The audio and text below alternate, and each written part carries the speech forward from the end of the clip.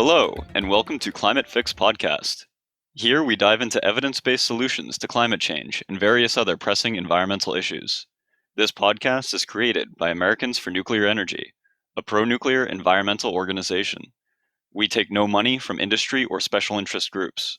All donations are from individuals like you, interested in a grassroots scientific movement to solve the world's most pressing scientific problem, global climate change. We hope you approach these ideas with humanism and an open mind. Our mission statement is as follows. Nuclear energy is safe, cheap, plentiful, clean, and efficient. It has the capability to stop and reverse climate change while addressing the ever-growing demand for electricity globally. We strive to educate American citizens about this technology and to dispel misconceptions with facts. We firmly believe that both human civilization and industrialism can easily coexist with a healthy environment. Join us in helping to plan a prescription for a feverish planet, or as we like to say, a climate fix.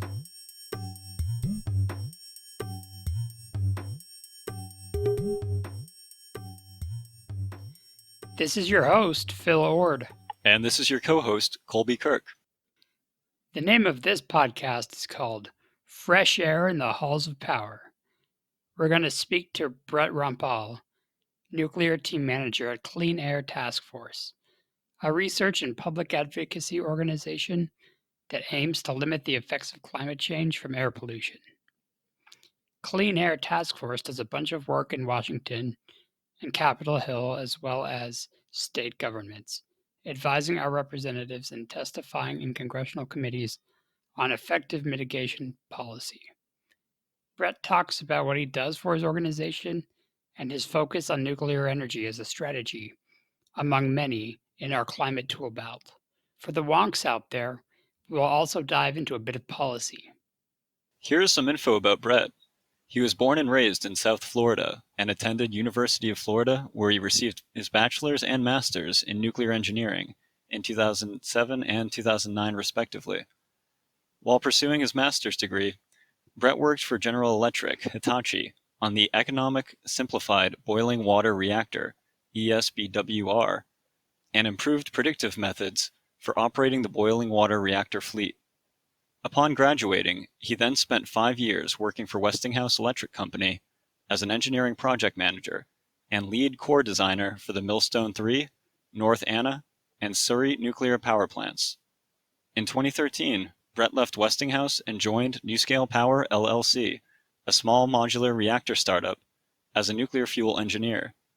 A reactor which is a first-of-its-kind design, and he helped with the associated licensing submission to the NRC. Additionally, Brett serves in various volunteer and leadership roles for the American Nuclear Society, ANS, and the University of Florida. He has been previously recognized with the 2012 ANS Presidential Citation as the 2014-2015 University of Florida Leader of the Year, and with the ANS Youth Members Group's Excellence Award. In his free time, Brett is a proud parent of 2 pit bull mixes, Brandy and Langley, spoiling them relentlessly. He also enjoys tinkering with alternative energy and maintains his own rooftop solar panels to save on his electric bill. Sounds like Brett is quite familiar with both the engineering of nuclear energy systems and the means to get designs approved on the regulatory side as well. I've always been curious on how advanced nuclear systems can get licensed and how the regulatory process can be improved to streamline the build-out of new systems. So I look forward to learning about Brett's experience and what he has to share with us today. For sure. I'm glad to see that there are still newer, fresh minds still entering the nuclear field and ready and qualified to take the ropes on clean nuclear energy in America. So much of advancing the case for nuclear involves engaging with and educating policymakers to get the political will to move forward. I'm interested to listen to people that are part of that process. Public advocacy is so important for a nuclear future. Well, let's get started. Here is our friend and guest, Brett Rampal.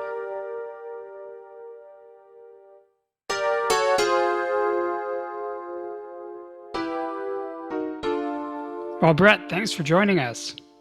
My pleasure. Thanks for having me, guys. So, Brett, what was your career before the Clean Air Task Force? Like, do you think your technical experience has been useful in your current job? So yeah, I worked at, multiple US vendors in the nuclear industry, General Electric, Westinghouse Electric Company, and then also spent some time at a startup developing, future or hopefully future nuclear technology, new scale power. And I think that experience and, the networking and the contacts gained during my time. It was about 15 years, 12 to 15 years across those three companies. Um, really puts me in a great position for where I'm at in Clean Air Task Force to help my bosses, my colleagues, other people within my organization, and the other stakeholders that we engage with really make educated decisions and be well informed. What exactly is the Clean Air Task Force, and how did you get involved? So, Clean Air Task Force is a 20 plus year old environmental clean air based organization. We have lawyers, subject matter experts like myself, environmentalist experts that have been involved in the field of pursuing clean energy and clean air standards for most of those 20 years.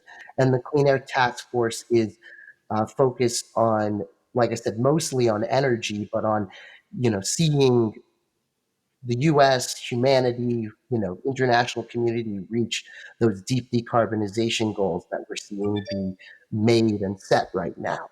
The Clean Air Task Force sees, opportunities in pursuing technology inclusive clean energy standards. So a clean energy approach that is an all of the above, best of the best, multiple shots on goal sort of approach to decarbonization. And I think that was, how the opportunity for someone like me uh, presented itself to get involved. The previous uh, nuclear innovation director or lead for Clean Air Task Force was Dr. Ashley Finan, who went on to be the executive director of the Nuclear Innovation Alliance and who is now the executive director of the National Reactor Innovation Center. Dr. Ashley Finan was actually speaking on a panel of mine that I was hosting at a American Nuclear Society Young Members group event several years ago, and I had recently left New Scale Power, and so it was just a confluence, a great opportunity, great timing, and uh, I thank the American Nuclear Society for the connection in a lot of ways because I'm not sure that Dr. Finan and I would have been chatting as much at that time had I not been planning that conference that we were doing. So, a lot of interesting coincidences and similar thinking kind of led me to the Clean Air Task Force. Great. So it's an international thing, not just in America. No, yeah, we're focused on decarbonization all around the world. America is where the organization was started, but we're currently expanding, pursuing, European opportunities as well as opportunities in. We previously had a large, organization running in China for a while. That was before my time, though, and so yeah, we pursue. Uh, as many opportunities as we deem feasible or appropriate for that technology inclusive clean energy goal sort of, engagement that I was discussing before. Awesome. And so, as a member of the Clean Air Task Force, what kind of things do you do day to day? So my day really varies. Right now during the pandemic, of course, it's kind of different than it was before. Right now, I'm spending a lot of my time on a lot of great webinars, learning and interfacing with experts. About a week ago at this point, I was happy and lucky enough to participate in a public NRC DOE Fusion Industry Association forum on the future of fusion energy licensing and the regulatory environment for fusion energy.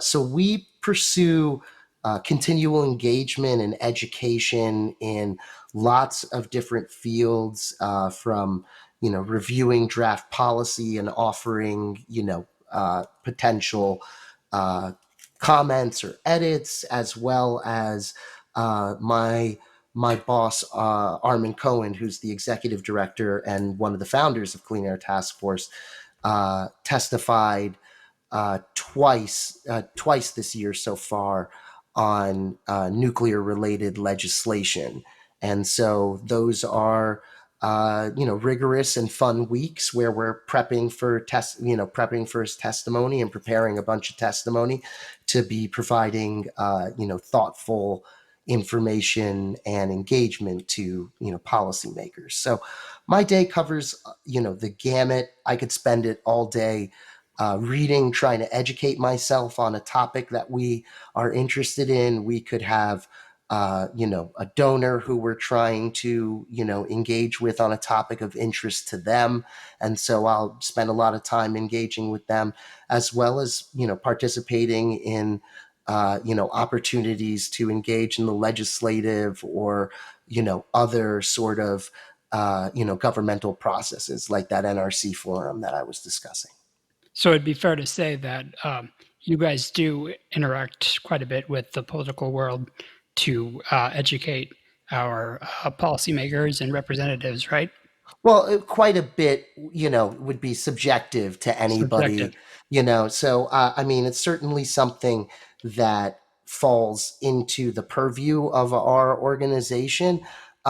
We are committed to working with, many, many other organizations on numerous other topics and numerous other sort of policy opportunities. And, when those come up and when there's opportunity for pursuing it, we do so. But, I can go, many months or weeks at a time without, sort of being deep into the trenches of a legislative process or anything like that.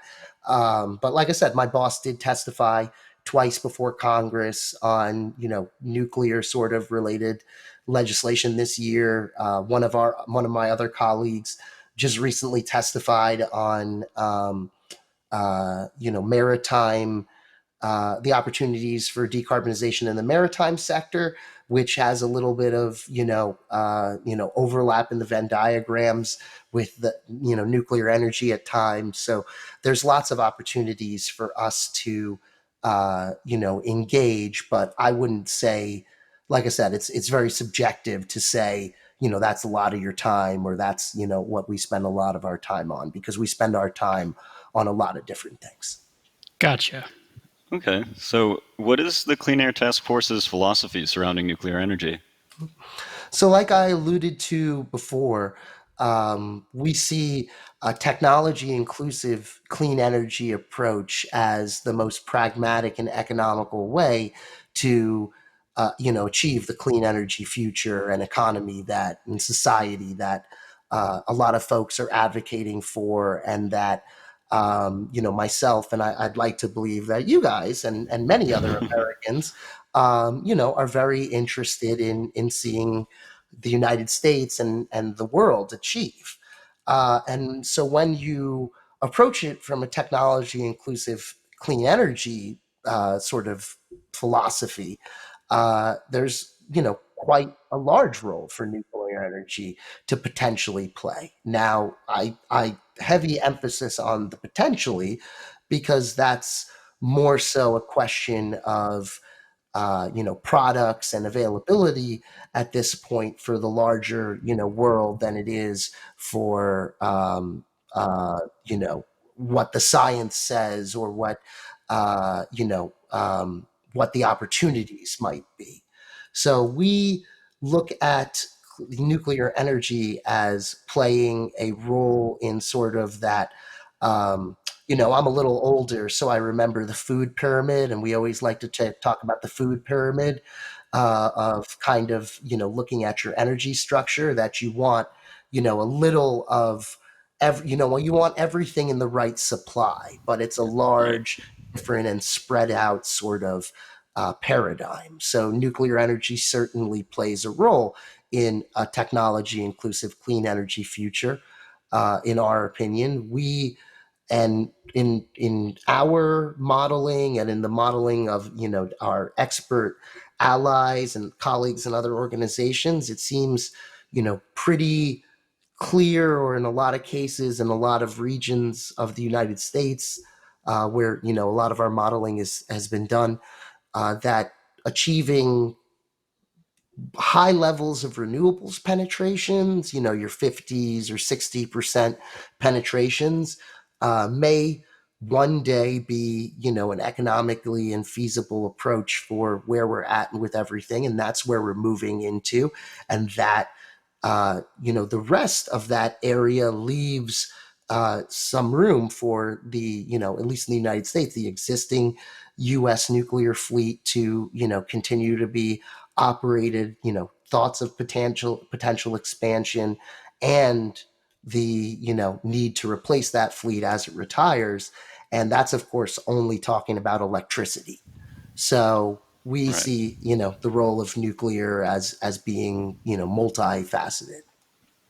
So we want to keep the existing fleet and update it as we can. And this idea of potential expansion. So does the Clean Air Task Force have like any ideas or anything to offer with like how it can or should expand? Well, I mean, I don't think that's, we think that in order for nuclear deployments to happen in a fruitful manner in this country, whether that's replacements or expansion, it's going to require a fundamentally different sort of deployment model than we've seen in the most recent nuclear deployments. And by most recent, I of course mean the Vogel and the VC Oh, yeah. Summit, which I live in Charlotte, North Carolina, which is super close to the summer site. So that's a shame, certainly, but that's that that ratepayers were paying a lot for that, and we really need nuclear products that can be delivered effectively, economically, timely fashion, because in all honesty, the energy, the humanity, or America's energy needs and the grid are really not going to wait for the technology if it takes 20 years or 25 years or 15 years to achieve the the real sort of transformative deployments that we're looking for. So it's an opportunity and a challenge in many different ways. And we look at many of the things that the newer startup community is pursuing, the newer developer community, because I guess can't really call them startups anymore since they've been around for so long at this point. Or I guess you should. I don't know. The development community is pursuing a lot of different avenues that offer unique attributes and different sort of deployment models that can kind of be this transformative change, or you know difference that the industry will certainly need. And I think that's the way the Clean Air Task Force sees it. Do you think we could Okay. ever get to like the pre 3 Mile Island days where we were just building nuclear power plants right and left, and it seemed like they were pretty affordable then? Like, are you guys like concerned at all with uh, how we can streamline this process?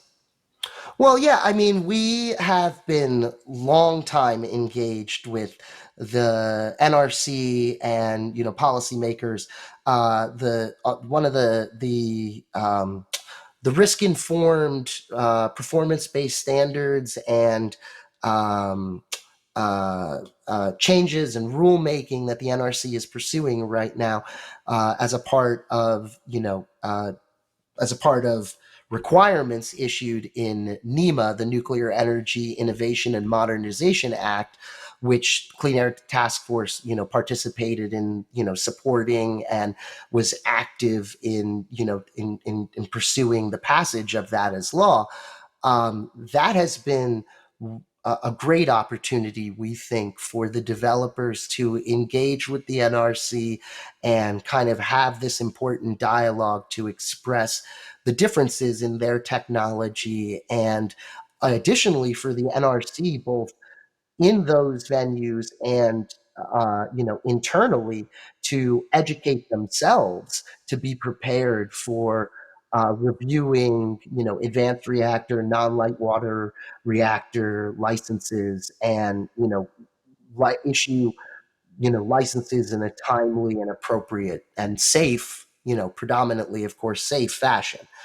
So we think that the changes that the NRC are pursuing are, a thoughtful and appropriate way to be looking at a very different type of technology, and that can be useful in sort of seeing the types of pre 3 Mile Island deployments that you're talking about.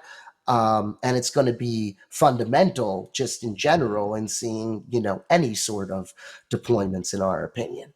The developers, no, pardon me, the NRC recently approved the commission recently approved the staff's approach for the Part 53 rulemaking, which will be the advanced reactor sort of rule for pursuing licenses, and the risk-based performance in the risk informed performance based approach, that is a rule. And it was originally by NEMA stipulated to be completed final rule by 2027, and the NRC just approved the approach to have it approved in October of 2024. So that's a much more aggressive timeline than NEMA. I think it's a useful timeline for what many of the developers are talking about. And we're, in addition to talking about the streamlining, or I don't like in a lot of ways, I don't like the word streamlining. In a lot of ways, I like to think of it better as right sizing the regulation, making it more appropriate for, sort of the technologies that we're pursuing now, which, in some cases are different than the technologies that we pursued previously. But in addition to that, we see, numerous of the DOE, the Department of Energy, programs that are being pursued as, fundamental for seeing new technology that might, new technology demonstrated that might one day be deployed on the sort of scales that you're talking about. And those sort of programs are things like the Advanced Reactor Demonstration Program, the HALU development programs that the DOE is looking at and pursuing currently, and the Versatile Test Reactor, as well as numerous other opportunities. But I'll just call those, three out of the Department of Energy real fast. So yeah, Phil, it's going to be a challenge, certainly, to see those sort of deployments. And electricity, in all honesty, is a tough market to say, hey, we want to see these, gigantic deployments, especially, looking at some of the timeframes we're looking at from the developers. Many of them place their developments in the 5 to 10 year time frame, and we've only seen one non-light water reactor developer really step out of pre-engagement with the NRC and into direct engagement with their with the Oklo license application. So there's a lot happening now, and in order to see the sort of changes or the opportunities like what you're talking about, a lot really needs to be done in a thoughtful manner and an appropriate manner now. I see. Mhm. Well, moving I hope that on. answered. I hope that answered your question. I apologize if it was meandering. So Oh no, that's a lot of information. Definitely, it's never a easy answer. When it comes to deploying nuclear in the U.S., it's always going to be kind of a tricky kind of dance, you know. Yep. Moving on. Uh, what are some of the general areas related to nuclear energy you are currently engaged with, and are you engaged alone, or do you partner up with other pro-nuclear organizations? sure. So, like I alluded to before, we collaborate with other organizations and ally organizations when appropriate and when possible, I should say. For a long time, we've been participating in a coalition, like I said, related to legislative engagement. I talked about NEMA before. There's also NECA, which is the Nuclear Energy Innovation and Capabilities Act, and then a third bill which has been pursued by this sort of coalition of groups for a while at this point would be NELA, the Nuclear Energy Leadership Act, which we recently saw portions of included in the House Energy Package, and saw portions included in the Senate NDAA, National Defense Authorization Act. So there's opportunities, with those with that particular bill, and we participate with a very very broad coalition, including I don't want to including unions, as well as organizations like ClearPath and Third Way and American Nuclear Society. Many groups that are both traditional supporters of existing nuclear power and future deployments. Uh, in addition to the regular sort of and then there's numerous other bills that we're paying attention to, and trying to as a coalition group determine what the opportunities are to see the best sort of provisions passed, or to support the best provisions of some of these bills, like the American Nuclear Infrastructure Act. And I apologize if I get some of these infrastructure innovation, whatever they are. I am dyslexic, and this is a lot of. NEA, we usually remember them by their acronyms, which is the most recent bill that my boss Armand testified about, as well as the Nuclear Energy Research and Development Act, NERDA, my favorite acronym, which is a proposed draft bill out of the House Space Science and Technology Committee. So, yeah, lots of things we're looking at legislatively. Additionally, we have long running projects in the areas of nuclear waste management and low dose radiation research, as well as numerous other areas related to NRC engagement, like I said, related to risk informed and performance based regulation, for one, that are sort of, I don't want to call them legacy things, but things that we um, uh, uh, pursued and advocated for, and now we want to pay attention to and make sure that it happens.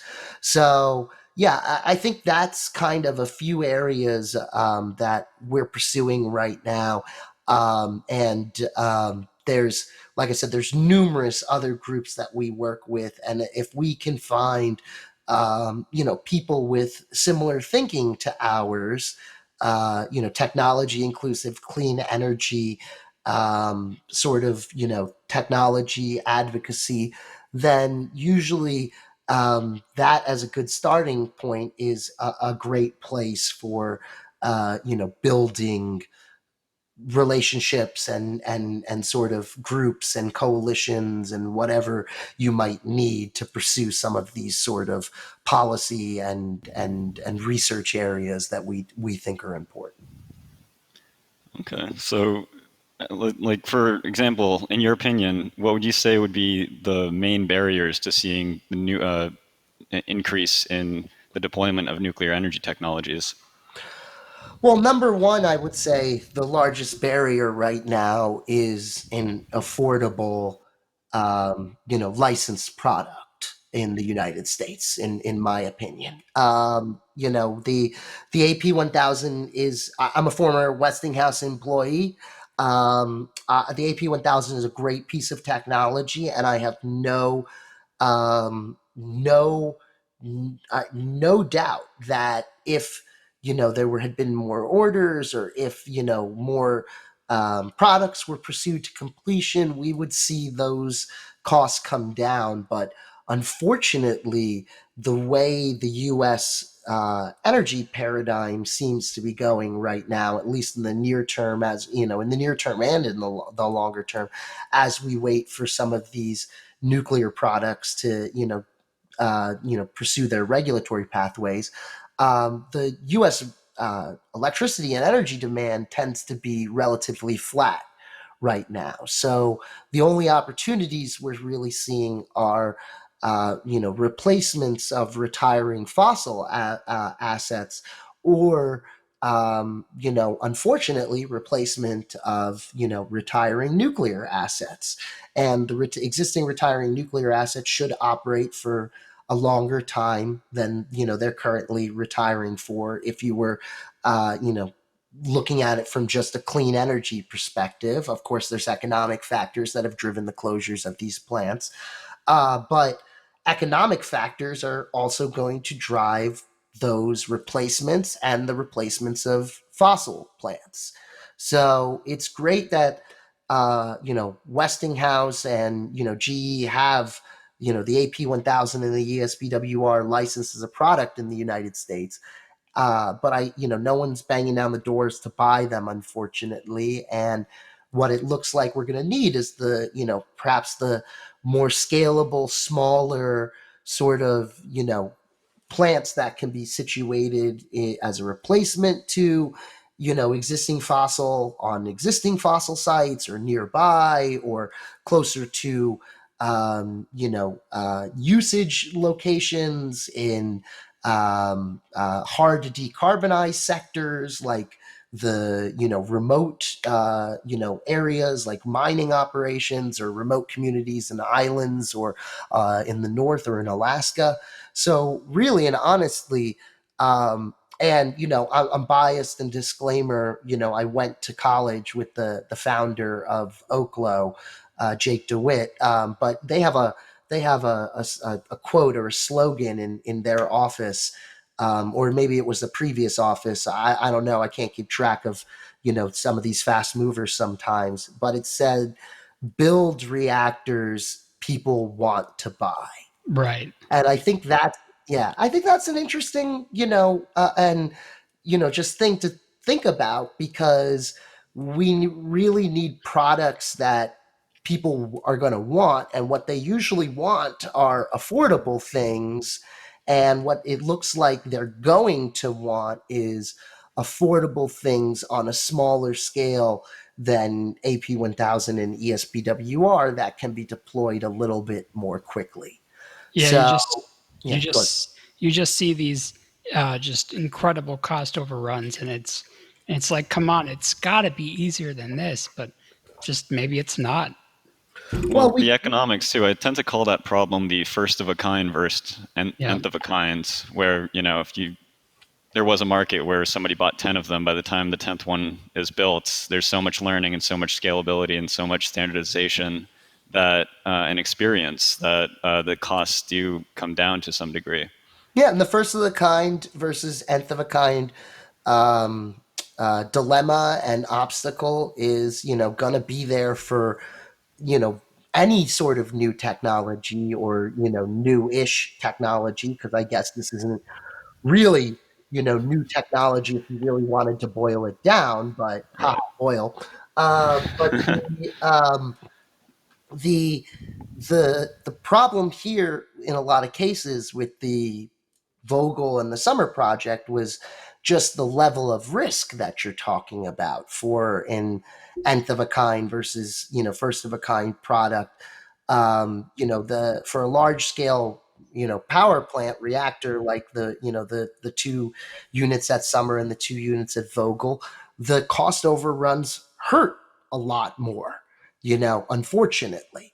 So it's challenging to see what we're going to have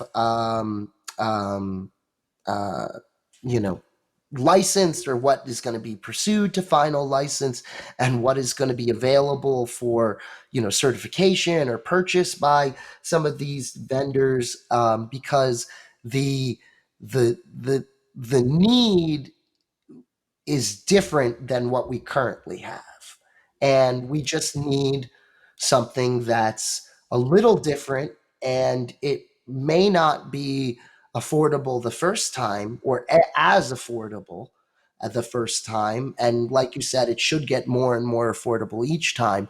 But the first one also shouldn't, bankrupt multiple companies and start legislative battles and lawsuits between you know long-standing decades old US companies, and causes the folding of them and everything like that. So that's less of what we need to Really answer. quick, Yeah, yeah, but really quick question. And this may be a little bit off topic, but do you think Summer is just going to sit there and rust? I mean, it's a real good question. I mean, I really don't know. I don't think anybody can tell the truth on any of that. I mean, look at Bellefonte. I mean, and that's even a harder story to talk about, because that's going to be hopefully that's a plant with a going to be a plant with a worse quality assurance, sort of record of everything they did when somebody, or if somebody wants to try and complete or restart the project. I hope the Summer project is having a more thoughtful sort of document saving, or process of archival, so that the potential does exist. But as I said before, Phil, these energy opportunities are moving quicker in some cases than uh, we can see licenses pursued, or we can see developers develop things. And some are still, as we're seeing with the Vogel project now, would have a few more years on it for completion. So it really, when that energy is needed for that community, it's really going to be a question for that community. Are they more interested in buying something from outside, or they think it's going to be cheaper to finish Vogel, or do they think it's going to be cheaper to hopefully buy some off the shelf nuclear product that's cheaper than either option? I believe that is left to be seen. But what I will say is it's probably going to be an uphill battle. What aspects of nuclear energy find support on both sides of the political aisle, and have you seen much bipartisan support? Oh, I'll take the old TV show, or excuse me, the quiz show, that the old movie about the quiz show from the 50s, that was all the cheating. I'll take the first part last, if you don't mind, Phil. Okay, Um, great. but nuclear tends to be one of the you know real strong bipartisan issues right now in legislative processes related to clean energy, in my opinion. Um, there's a lot of bipartisan support for nuclear legislation, not just related to like where the technology might exist in your district, or who's factory is where, but related also to the fact that a lot of people are starting to recognize the clean energy attributes of nuclear technology, which tends to attract a lot of people, more so nowadays, bringing more people into the tent from the left. And, the not to say anything, nuclear energy has always kind of been an interest topic for the right because it's kind of a pardon me, a U.S. technology. It's, jobs and, strength of the economy and all that, wonderful Ronald Reaganism and everything that, people like to harp on. And the opportunities to, find a middle ground in between those two sort of areas with nuclear technology tends to lend itself to a lot of bipartisan support. I remember watching, which you can take a look at online. At the Clean Air Task Force website, or on the government's website. But I remember watching from my boss's testimony that um, the at the Senate committee that he was testifying before, there was a great interchange even in their opening statements between the Democratic and Republican senators discussing how this initial draft bill had been an opportunity for them to work together to develop it, and how they welcomed comment and discussion from both sides of the aisle as they tried to move the draft bill into what may be a final bill for submission. And in addition to that, my boss was the witness called by the one of the a witness called by um, the left, the Democratic minority on this committee, and the one of the witnesses called by the Republican majority is a lawyer in D.C. that's very deep on nuclear issues, and it would be the interplay between my boss and her, Amy Roma. Give credit where credit is due, and identify her. Was great, talking about areas where we very much agreed, and um, you know uh, offering an opportunity for the other one to express their expertise on questions being asked to each other. So yeah, I think nuclear.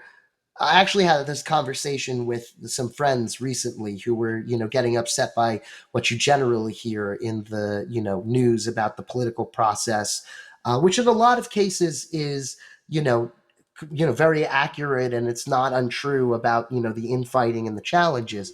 But sometimes watching testimony like that or an interplay like that can be very refreshing and offer you a thought that, hey, maybe this does work, and maybe they can work together and cooperate, and maybe compromise is the better way to success in some of these cases. Cool. Okay. So you mentioned how Clean Air Task Force has a inclusive approach to achieving clean air, and I'm aware that you sort of have a general set of goals for decarbonizing the energy sector. Now, is there? Can you give us like a summary of what that looks like, what the portfolio is, or if there's a particular strategy? So we don't have an overall strategy for doing everything right now, because I don't think, in all honesty, anybody does, and I think anybody saying they do would be probably making a lot of assumptions and making a lot of guesses and everything. And to me, we try to approach it in as effective a manner as we can. Um, it's the beginning of I don't know when this podcast will eventually be released. But I'm currently working on a paper with some other focus areas at Clean Air Task Force. Our maritime, sector, our maritime shipping experts, and our experts on zero carbon or alternative fuels. And we're looking very much forward soon to releasing a paper about the opportunities and policy recommendations for decarbonization and the potential for nuclear energy's role in decarbonization in the marine sector. So we see this as trying to find the best opportunities to move things quickly. Global emissions from marine shipping is, I believe, like like 2 or 3% of overall global emissions. So if that's an area that can be decarbonized quickly, that can play a large role. So we think that rather than um, you know making predictions or trying to analyze things that may be way too complex a system for anybody to analyze, let alone our very effective but small environmental organization. We go after those sectors that'll have big impacts. So electricity has been one area that we've worked on for many years, and we've actively engaged in state legislators, like in state legislatures like New Jersey and Illinois previously, to see some of those, and I guess I should Illinois with an asterisk at this point, right? To see some of those state-based policies that can see the clean energy in those states valued more, so that they're the nuclear clean energy valued more, so that it can be maintained on the grid. Because number one, maintaining the existing fleet is a paramount to seeing our decarbonization goals achieved. Because every time we see a premature closure, it is, of course, a step backwards, unfortunately. Yeah, But I've seen that one of the most cost-effective way to keep emissions low is to not close nuclear power plants. Like that's the that's the thing we can do right now. If we protect what we've got, that gives us a leg up for sure. yeah, so a little bit of a meandering answer for you there, Colby, but we see a lot of different areas for nuclear to play a role. But then again, that all depends on a product, because it's great to say that, you know, which, our paper may say, which I think it will say, it's great to say that there's an opportunity for nuclear to provide a zero carbon fuel or play a small role in nuclear propulsion for some ship applications, small applications. But you really need a product. So Yeah. it's great to look at what a lot of the developers are saying and try and model that, and look at the price points and look at all those opportunities. I like a lot to point to, and maybe it's biased by my region, the Duke Energy Clean Energy plan that they put out. Maybe it was earlier this year, or maybe it was last year. I'm sorry, everything blends together with the pandemic. The In that, they talk about their goals for their energy distribution into the future, and they have a big block of power just blocked out that they call zero emission load following resources. ZELFRs is the acronym they like to try and sell to everybody.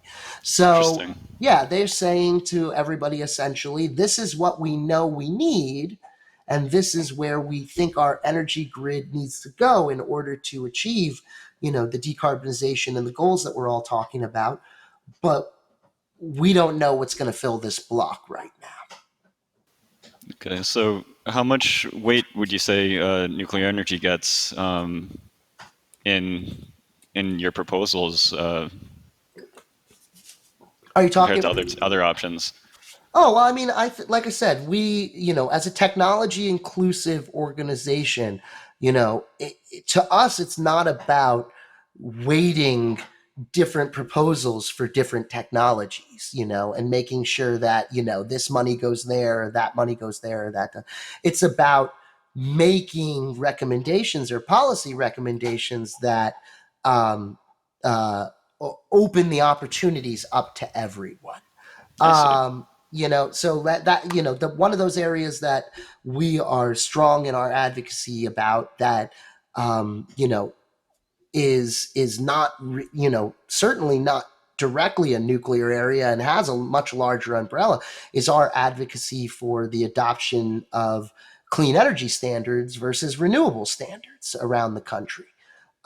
We have a great map up on our website where we track utility and state pledges for renewable versus clean energy standards. And as the nuclear focus area leader and manager for Clean Air Task Force, it's certainly challenging to think about more renewable energy standards, or the passage of a renewable energy standard in any of these, states or municipalities, or, even at a federal level. So we are, and we, do, pursue the more adoptions of clean energy standards, because we think that's a way to see, a sort of even opportunity base for future technology, including nuclear energy. So instead of like an exclusionary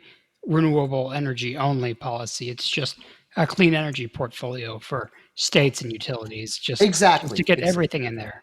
Exactly. The difference between a renewable only, like say California or Hawaii, and a clean energy plan like you would see in many other states are adopting now. Yeah, I did like to see how the renewable energy credits were kind of being replaced by some state governments with the zero emissions credits, and that was a more inclusive system, from what I understand.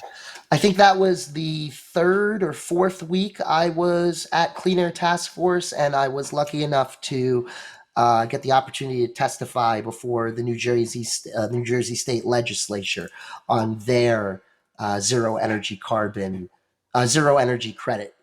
legislation. So yeah, no, I mean, this is something that's near and dear to my heart, and to the philosophy of the Clean Air Task Force. Clean energy standards, hey, if that becomes, super cheap, ultra cheap wind and solar, if they, and batteries, everything changes in the next 10 years, and it's a fun radical shift and very, very different. Well, that's just great. You know what I mean? But the clean energy standards don't close the door on that. And clean energy standards also don't close the door on nuclear, should that not happen. Cool. Well, this is maybe a little bit repetitive to some of the stuff you've already talked about, but what policy work in the area of nuclear power is the Clean Air Task Force doing that might lead to serious legislation within let's say, the next 5 years or so? Hmm. So one of the areas, we're, like I said, we're very active in um, uh, advocacy for NELA. So we'd like to see some of those NELA provisions passed in the next couple of. I would like to say the next Congress, but I'll say the next couple of Congresses, because you got to keep your fingers crossed and everything, and knock on wood. Some of those things are things like power purchase agreements for, or longer term power purchase agreements for nuclear technology, which opens the door for nuclear technology is operates for so long, but the cost of it is very front loaded. So longer term power purchase agreements with the government for government energy needs, could open the door for some of these developers to see their technologies deployed more soon. more quickly, excuse me. The other areas that we're pursuing, and many times we'd like to see and are seeing legislation happen now. We have been advocating for a restart of the low dose radiation research program. There was funding included in the House Energy package for that. I think it was 150, close to 150 million dollars over 4 or 5 years. We're active in the area of under gaining in our area of gaining better understanding of the opportunities related to nuclear waste management, and we see the next couple of years as probably pivotal to seeing a better solution to nuclear waste management on a large scale in the United States.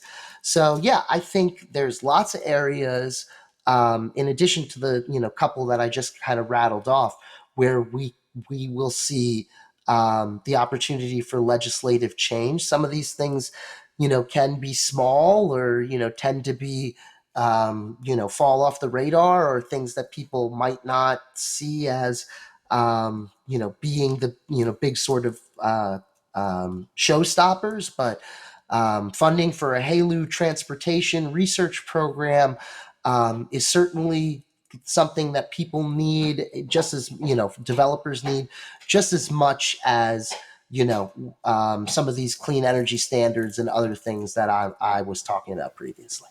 So, can we just define that term? Are you referring to high enrichment, low enrichment I'm uranium? sorry. Yeah, HALU is high assay low enriched uranium. So high Okay. assay low enriched uranium is anything that's 20% enriched or above, or excuse me, or below. Pardon me, I'm dyslexic. 20% and below. So it's essentially an area where right now vendors, or developers, I should say, don't really have access to fuel, because existing commercial fuel is limited at 5% enrichment.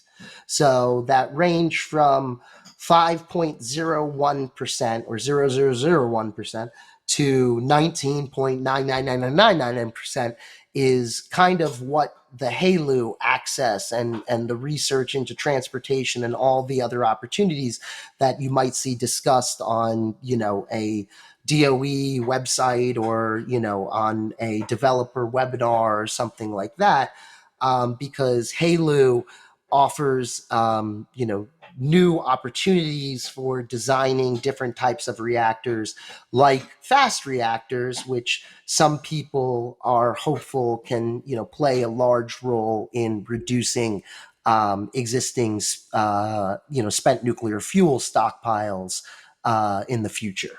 So yeah, so HALU's one of those pathways that developers are actively talking about and pursuing support from the government on. So that's an important point, because in some ways, if that policy doesn't allow for that type of fuel to be available, then that kind of blocks out a certain range of reactor designs that could be very helpful in our decarbonization goals. Well, the rules have been changed, so that's where the doors kind of opened up. And right now, it's a supply issue. So right now, it's an issue of where do you get the stuff? It's Someone needs to open up shop. Well, it's not only that. We saw several hundred. I think it's several $100 million given in a DOE program to Centrus. Maybe my scale is wrong. Maybe it's tens of millions of dollars, but a significant sum of money to Centrus, which is a uranium enriching company, to pursue development of additional centrifuges for HALU enrichment. But that'll take some time. And right now, the only access that a developer would have for HALU is through the U.S. government, and that's could be downblended naval fuel or old experimental breeder reactor fuel. In addition to saying that that's the only place you can source the original material from, there's only one commercial, I believe, yeah, there's only one commercial fuel fabrication facility in the country that could, at this time, manufacture that material into fuel. And that's the BWXT company, and the majority of their activities are related to defense and supplying naval reactors. So they're not really a commercial supplier, but they have they recently announced that they're interested in restarting their TRISO fuel manufacturing line. But outside of them, you're talking about developers like Oklo needing to either source unique supplies of HALEU and then source unique ways to manufacture it, and source unique ways to transport it and return it to the plant and return it to its source and all that stuff, which is why a lot of people like, Oklo and others are pursuing, perhaps a first site at INL, because it reduces a lot of those challenges. The Idaho National Lab, INL. Yeah. So TRISO fuel, that's the pebble bed reactor fuel, right? Right. Sorry, You know the I went over. acronym? Yeah, I went over that. God, it's. I'll never get the acronym right because it's lost But to time at this it's the point. pebble bed reactor fuel, Yes, the yes. spherical Yeah, the spheres, fuel balls. spheres within spheres, essentially. Yes. Yeah. So that is something that BWXT previously made, hasn't made in a long time, but they're the only existing place where you could make something like that right now, So that was commercially. a good example. Would you have like another example you can provide for us if you were to write and pass a bill policy wise? Like what would you think would be a high impact policy change that we could make right now? Oh God. Well, I mean, I think I'll take it back. I know I touched on it before, but I think next couple of years are going to be pivotal. Pardon me, for the opportunities related to perhaps finally seeing a concerted effort to have a national nuclear waste management policy that is more than just something on paper. So we just talked about HALEU. You talk to a lot of people that are starting to get it about the clean energy aspects of nuclear energy. And one of the follow up questions that most usually comes, or might be the very first one, is, yeah, but what about the waste? Right. And, that's a very fair question to ask. The industry and the government have, in many ways, and I say this as a former, representative of the industry and everything, have many ways let down the public trust in this particular sort of area. Some might argue that everybody lets down the public trust in the area of waste, and that's fine. I can listen to that argument, but that doesn't change the fact that nuclear technology is held to a higher standard in many cases, and we in a lot of cases stand up to that standard, but in some cases we don't. And I say we like I'm still a part of the industry. I apologize, but so it's not a good look, for lack of better terminology. It's not a good look for even a prospective investor to be talking about trying to buy into a product or buy something, yada yada yada, and then they see the parking lot at wherever it is, at Vermont Yankee or at another decommissioned site. I think there's still fuel at Vermont Yankee. I'm pretty sure I'm going to look stupid if there's You not. can say Pilgrim if you want. Okay, good. I'm just making sure. We'll replace that with Pilgrim. But that's a site that a developer, an investor or a purchaser or pursuer sees, and it's great to tell them, oh no, that's not going to be the way it is. I have a sealed core. You can do whatever. We'll have a solution in 40 years by the time that's an issue for this plant. Um, you know, um, those aren't great answers in all my opinions. So it'd be really great to see a national sort of nuclear waste policy. I don't, or even better, a sort of national nuclear fuel policy, cradle to grave stuff like we were talking about HALEU. Some fast reactor developers are really, really ambitious and want access to plutonium for fuel, and that's a proliferation issue that I don't even want to begin to get into on this call here. But these are things that, like, we should have a thoughtful national process or position on. I think having a large one piece policy on that would be almost impossible to get passed, but maybe doing it in parts and piecemeal over the course of several congresses or something. But national waste management, we need some progress on, because it's way beyond time at this point. So. What about like big picture, like when it comes not just to nuclear, but any carbon free or low carbon technology? Do you guys support something like, a carbon fee and dividend or a carbon tax or anything like that?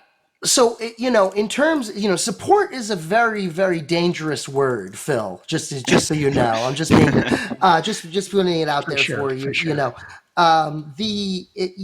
We support, like I said, clean energy, inclusive tech policies, but we also support policies that we think are passable. Okay, and if you look at sort of the discussion or the history on things like carbon taxes, which a lot of nuclear advocates love to point to as be like, well, if only we had a carbon tax, then we would just have nuclear power plants everywhere, And I think it's been on the as a state referendum in Washington State twice already at this point, and that's a pretty like undangerous area to be testing the waters on that sort of bill. Look at their government, look at some of the other their governor, look at some of the other policies they have there and everything. Washington tends to look at some of the other things going on in that region in the Pacific Northwest in otherwise in terms of, progressive discussion in the, in other policy areas in the United States right now. And they can't pass it there.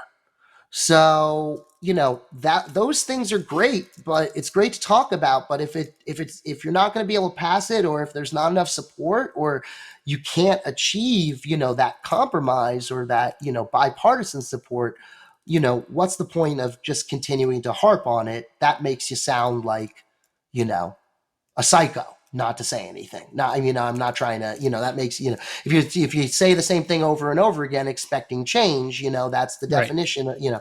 So that's, I take that kind of discussion about the carbon tax or, or policy that's sort of inclusive of clean energy technologies. And I take it back to what I was mentioning about clean energy standards, because, that's exactly what you're talking about. It just isn't going to have people out in the streets like they were in France, protesting, tax on their gasoline, because in all honesty, any of these taxes are just going to find their way right back to the ratepayer and to you and me. It's not like the companies are going to pay it in the end, however the bills are set up or whatever happens. I know they say they're not going to make that happen and they're going to be punished, but you guys know that politics is a dangerous game as well as I do. So, the opportunities there make a lot of people put up their arms and say, taxes are challenging. I don't want this, no, none of these taxes. Whereas a lot of the discussion related to clean energy standards or the opportunities related to clean energy standards and trying to say, no, just make all this clean instead of only renewables and you solve all the problem is kind of an easier discussion to have. I see. Yeah, that's So go after what we can get done. It's a right. more Work, effective strategy. work smart, not hard, right? Yeah. So, No, that's true. Do you have any final thoughts? And uh, where can listeners learn more about you and the important work being done by Clean Air Task Force? well, no, I mean, I don't have anything further, guys. I just say, thanks so much for the opportunity to chat with you and for having me on and, asking me to participate. This has been a lot of fun and I think it's been a great discussion. If any of your viewers are interested in, or viewers, I should say listeners, God, face for radio, right? I should know better. If any of you are interested in learning more about the Clean Air Task Force, you can find out more about us at catf.us.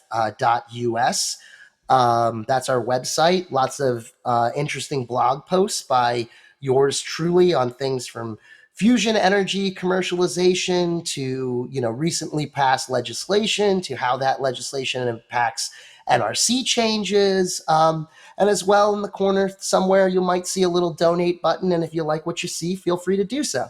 So yeah, Clean Air Task Force. We have social media pages as well, but you'll probably find the majority of relevant information about our positions or the work done in some of the other focus areas on that website, catf.us. Great. Well, Brett, hey, it was an honor to have you on. Yeah, thanks for joining us. Thanks so much, chat. guys. I really appreciate it. Wow, Brett is a real wealth of information. He's clearly very passionate about the work he does in public advocacy and is very good at it. Clean Air Task Force is a great organization that genuinely wants to roll up their sleeves, build alliances, and put in the hard work of advocating towards a clean air future. Definitely. It's good to see nuclear so fairly represented as a strategy, working together with other carbon-free technologies to truly make a difference in the push forward in decarbonization. We very much appreciate the evidence-based, bipartisan approach Clean Air Task Force uses. More environmental organizations should aspire to those ideals. Exactly. And what I took away from the conversation is that it is really easy to have a plan of how things ought to be done. But once you engage with large groups of people with very different visions, you have to be nuanced. Like diplomacy, in order to get anywhere and come to an agreement, you must compromise and adapt your strategy as you go. That's why I think Brett and the good people at Clean Air Task Force are so amazing. Their strategy is a push for a future that a majority of people can agree on. Yeah, I think it's important to understand the engineering approach to large problems, which seeks to maximize the best solutions with math and modeling, as that's useful for understanding the potential of our technical options for long-term strategies. But the real world is messy, and especially in navigating politics, market systems, and societal constraints, I like what he had to say about going for the most achievable objectives by focusing efforts towards the goals that have high achievability and high effectiveness. Our conversation with Brett was a good reminder of this perspective and its importance when it comes to getting things done. We want to thank all of you for tuning in to this episode of Climate Fix Podcast called Fresh Air in the Halls of Power. We want to thank Brett Rampal and Clean Air Task Force for agreeing to participate in the conversation. If you like what you heard and want more content, you can support Americans for Nuclear Energy's Climate Fix podcast on a per-episode basis with Patreon. Link in the description. To support Americans for Nuclear Energy and our general mission, visit our website at www.americansfornuclearenergy.org. All words. Again, that's www.americansfornuclearenergy.org. We have a link to donate with PayPal under the Mobilize page. You can also purchase some Americans for Nuclear Energy swag under our store page. This will really help us pay for the little things, especially online service fees, to keep our organization running. You can follow us on Facebook, Twitter, Instagram, Tumblr, and YouTube. Lastly, we really want your feedback. Let us know your thoughts, questions, and concerns. We have a message form on our website under the About section, or you can email us directly at main@americansfornuclearenergy.org. All words. Again, that's main@americansfornuclearenergy.org. Thanks for tuning into this episode of Americans for Nuclear Energy's Climate Fix podcast. We'll see you next time.